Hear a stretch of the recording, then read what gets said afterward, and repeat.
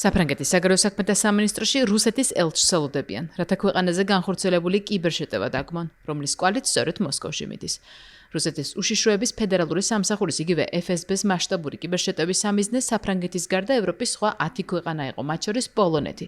ამის შესახებ თავად საფრანგეთის საგარეო საქმეთა მინისტრი ჟან-ნოელ ბარო საუბრობს. ფრანგულ ტელეარხთან ინტერვიუს დროს მინისტრმა აღნიშნა, რომ ფართომასშტაბიანი კამპანია საბოტაჟის მოწყობას ემსახურებოდა და ის შპიონაჟის გზით განხორციელდა.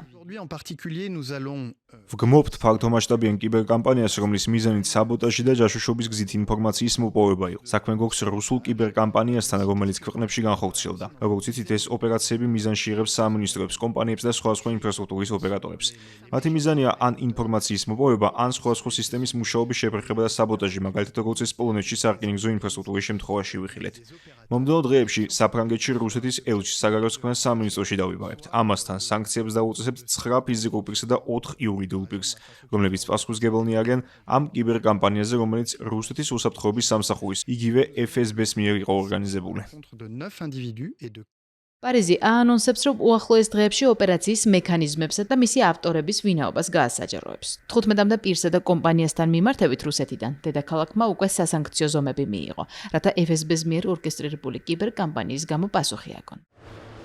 ევროპის მიწაზე განხორციელებული რუსული კიბერშეტევები და საბოტაჟის მცდელობები კონტინენტისთვის არ ახალია, განსაკუთრებით კი უკრაინაში მიმდინარე რუსული აგრესიის ფონზე, რომელშიც ევროპა უკრაინის საიმედო პარტნიორი და ნომერ პირველი ფინანსური თუ სამხედრო მხარდამჭერია.